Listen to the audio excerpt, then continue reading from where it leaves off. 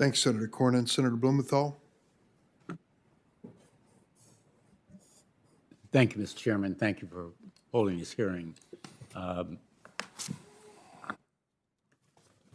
Ms. Kelly, I want to thank you for being here today and sharing your really powerful testimony about your personal experience and about the 9/11 family's quest for basic justice and accountability, as you say. I've worked with a number of the 9/11 families. You make reference to one of them, Lee Hansen, in your testimony, who is from Connecticut.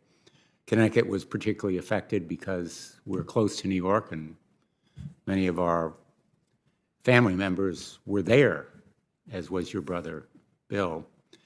And I've been so deeply moved and impressed by the efforts of 9/11 families to seek the truth about what happened on that day, as you put it, to seek answers to the questions that you've raised. A number of the families have sued Saudi Arabia, as you know.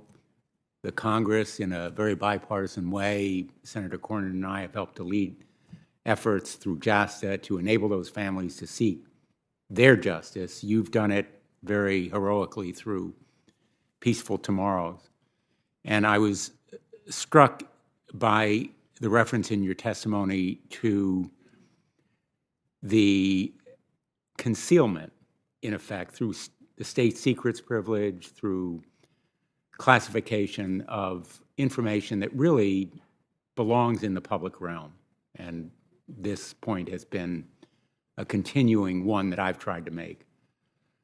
I wonder if you could elaborate a little bit on what kind of answers you're seeking and how the overclassification and maybe the unnecessary and sometimes irresponsible use of state secrets privilege has contributed to the concealment that has really aggravated the injustice to your family.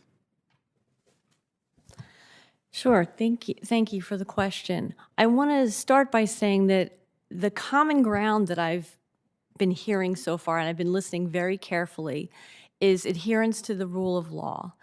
And the common ground that I've been hearing about rule of law is that the military commissions, the rules for military commissions, do allow for pretrial agreements. So one way to get to many of the answers that we're seeking and one way to get to information would be a pretrial agreement, not where people are released, but a stipulation of facts to actually what occurred, and perhaps the ability of family members to ask questions. Could that be written into a pretrial agreement so we could have our questions answered? The defendants would have to admit to what exactly happened and what their role was in the attacks. So I think there's a lot of large, complex questions before this committee, but I also think that there's a simple solution for the 9/11 case, and that would be pretrial agreements, understanding secrets that are long hidden, and gaining information. I think that point is so powerful because any of us who have been involved in trials or litigation or law enforcement know that one of the purposes of a trial, of any legal proceeding, is to get to the truth. The truth. To get to the truth of what happened in any kind of action that may give rise to legal responsibility.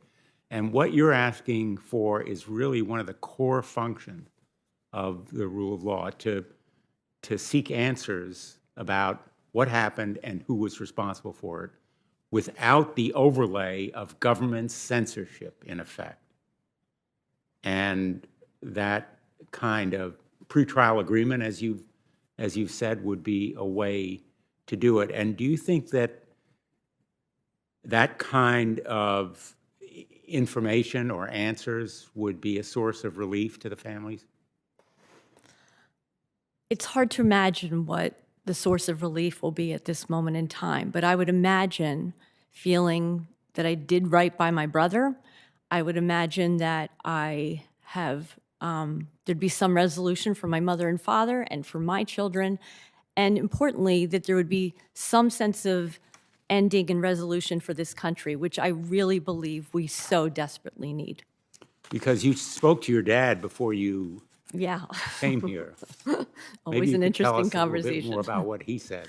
Yeah, I mean, my family is probably very exemplar of what most families in this country are about. You know, we have differing opinions and lots of different viewpoints, and some are quite loud.